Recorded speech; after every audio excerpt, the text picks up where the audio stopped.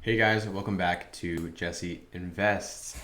Today we are looking at my net worth for the months of September and the months of August. We're going to look at what assets I own and what's driving up my net worth, and what liabilities or debts that I own and what's bringing down my net worth and pulling me down with debt. We're going to look at what kind of cash I have on hand, my spending habits lately, things like that. So without further ado, hit that like button down below, hit that subscribe button down below, it helps me out a lot. And let's jump right in. So if we look at July, which is the last time I made a video, we had in the month of June of 7.5K in net worth. You can see it right here, down here, this little bubble right here. And then we fell in July down to 6.7K. A big drop because we took a vacation. That was a big part of that. Now let's break that down, right? So we went from 27.5K in assets to 25K to 25K. So notice how in this August to September time frame where we changed our net worth by $1,000 to the upside, our assets stayed the same. Like I didn't buy anything new. I didn't have any stocks that rose like crazy, anything like that. The value of our assets stayed the same. What really made our net worth jump between August and September is the fact that our debts went down almost $1,000. This was almost a change in liabilities alone that made this jump, which is interesting, right? When your net worth is growing, you have two forces that are working and that can work for you or against you. If you're paying your debt down and your assets are increasing, the value of your homes that you own, the value of your stocks are rising while your debt is decreasing because you're paying it down, you have a double force working for you, right? So let's look here. As far as cash on hand has been falling. So 6.5K in July to 5K in cash in August to 4K in cash in September. Checking account stayed the same, hardly using that. Reserve is where I hold pretty much it's like my main checking account. So the reserve holds all the money that, most of the money I get paid that's going to go towards bills, spending, credit cards, things like that. So a lower amount in the reserve is a good sign. It means that we have less revolving debt. So in July, we had 5.6K set aside to be paid for debts. In August, it was 4.3. In September, it's 3.4. So short-term debt is going down. That's likely what's going to lead up here to this difference in September.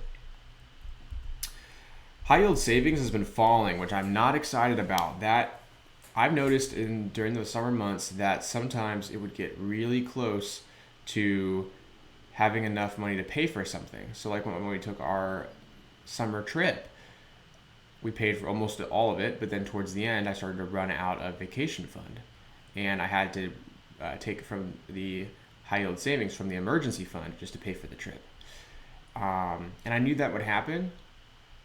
It's still not exciting to see that because it makes me nervous because we want to have that built up in case something that's an actual emergency happens, like a medical emergency or something. So that's been falling since May. It peaked at 1.3K in May, then my emergency fund has been about 1,000 in June to 700 in July to 500 in August to just $500 even in September. Investments. So my 401k rose by 3K in value, by $300. My Roth IRA rose by about 100. My taxable brokerage account rose by about 100 as well, so we're up 300 so far. Crypto stayed the same, and then my wife's 401k went up about $300, which is a big jump. So that's all in all over $500 of an increase, and then we can see that reflected with the investment value, 13.4K up to 14K up to almost 15K. Properties and cars. So our 2020 Hyundai Accent that we share together, it's the only car that we own. We do have a payment on it of about $12,000 left, or $11,900 if you till it's paid off. Well, it's worth about $4,000, so it's underwater.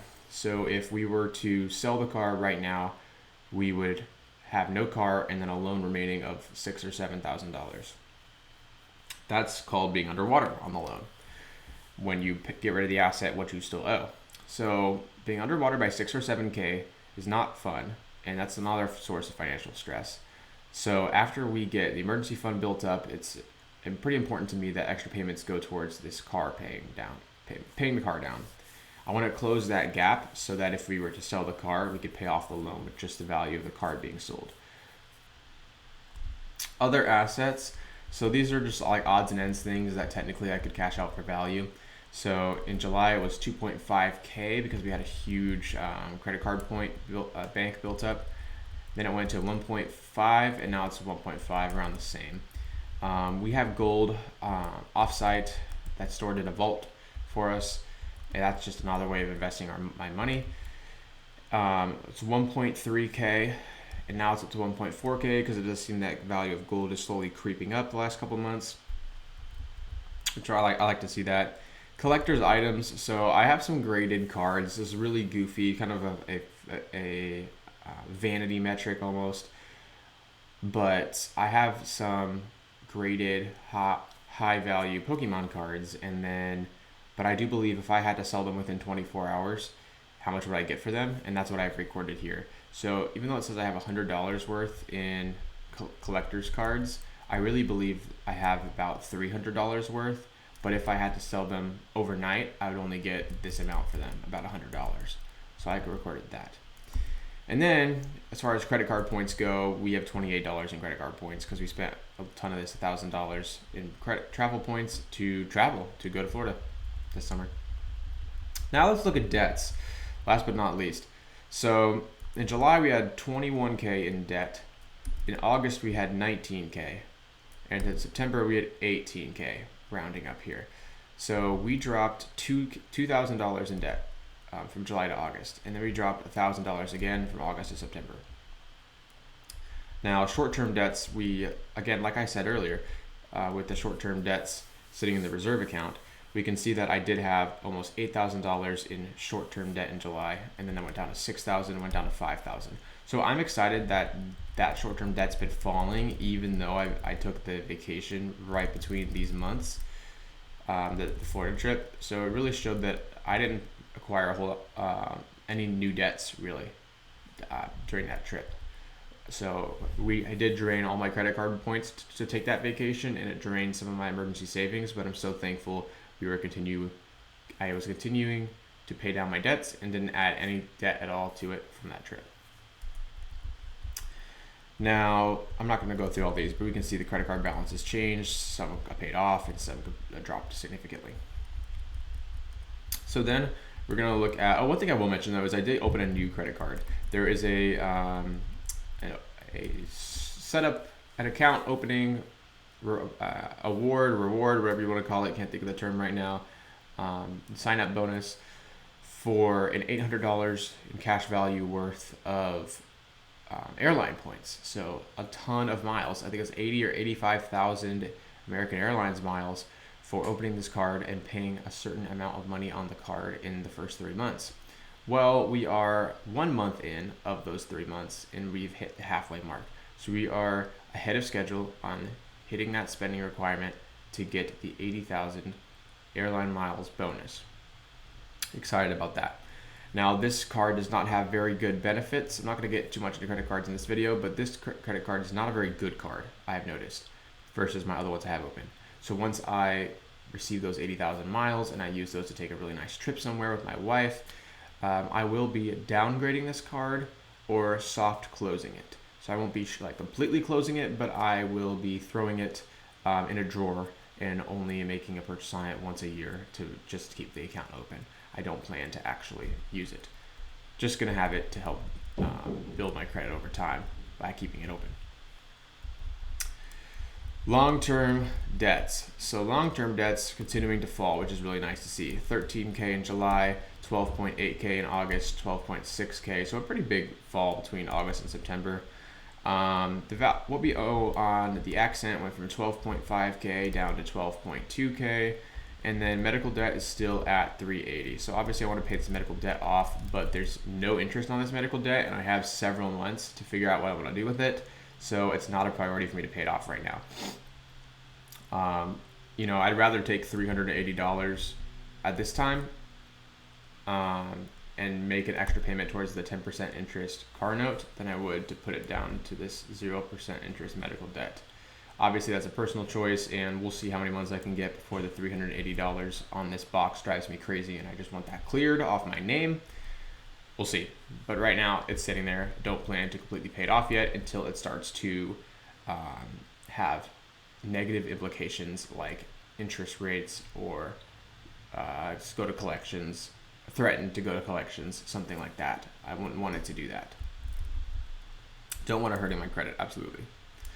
And so all in all, just to recap real fast, that means for September, we are at 7.3K in net worth. And at this rate, this jump back up from August to September, I'm really excited about, because that means we're back on target for our $10,000 in net worth by the end of 2025 goal. And for comparison, guys, we started the year with $600, between $600 and $1,500 in net worth. $1,500. So that would mean that in the 2025, going from almost no net worth, almost barely a positive net worth, to $10,000 in net worth by the end of the year, I would be really proud of and really excited to hit. So in order to do that, with 3 months left, we would really need to hit 8K in net worth in October, 9K in November, and 10K in December. We need to continue up this track that happened August to September of a 1,000 increase per month. I really think we can do it. Keep paying down the debts, keep investing and saving cash, and be wise with our spending, and I think that we can hit that absolutely. Here's what the chart looks like. If any of you guys are chart nuts and want to see that, the green is the assets and the red is the liabilities. So we can see that in this August until September chunk, assets floated around the same amount, liabilities fell. So this gap between green and red increased. You can see that here we barely had a positive net worth because our assets were about the same as our debts. And then as time's gone on, there's been a bigger gap that's opened wide, and we have more breathing room. Now, the net worth graph, we'll take a look at this. This is the graph view of the net worth increase from all the way actually from January of 2024. So if we go all the way back to January 2024, 2 years of the view, we can see that we started at negative 14K, negative $13,000 in net worth, because we have both had cars, they both had big payments on them. And then that went to negative 11,000, jumped up to negative 4,000, negative 7, negative 5. We were in the negative net worth. And then around here is where I sold my car that I was underwater on. And so I jumped into the positives of $2,000 in net worth. And then that just kept going up until we're now at 7.3K. And this faint line right here is 10K. So we're on our way. Really excited about that. And then thank you guys if you gotten to this point in the video. The last thing I want to look at is some of my goals. So I just talked about one of my goals is hitting $10,000 in net worth at the end of the year. Well, I have a couple other financial goals too. So let's take a look. So I want to enter 2026 with a net worth of over $10,000. So I'm currently at 7.3. So this is where I am current to goal. So I'm pretty close. I do want to have an emergency fund of $3,000 plus. I'm only at $681 right now. So this does feel like one of my farthest goals is having $3,000 in emergency fund by 2026. But I do hope to close that gap soon. I want to surpass $4,000 invested in my brokerage account. So I have 3.3K in there right now, and I contribute a very small amount per month. So we're close, but I'd like to see it hit that. And then I would want to surpass $8,000 invested in my Roth IRA. Now we are super close to that. We're at 7.6K. So I think this will happen naturally with no additional effort by the end of the year. Really excited about that. And then I want to surpass $2,000 in my 401k. Now I just checked this. This was a goal I had just a couple months ago. I just checked the 401k and it's at $2,123. So we actually hit one of these goals 3 months early.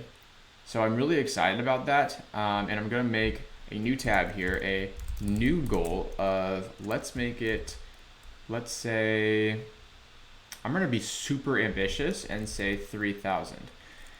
Now I say this because we have hit a $2,000 goal in the 401k it's only been 1 year I've been investing in it. So at this point, in 6 months, $1,000, it's been almost $150 a month. It is possible that we could hit like past 2,500 by the end of the year. So let's actually say $2,500 goal. That would be a great goal to enter 2026 with $2,500 in there.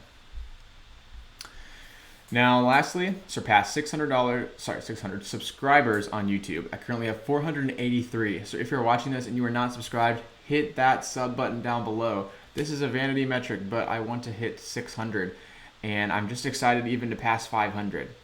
And I've been thinking about it. I don't know if I want to do a giveaway or something at 500, but I feel like that is the first milestone number, so I may do something for you guys.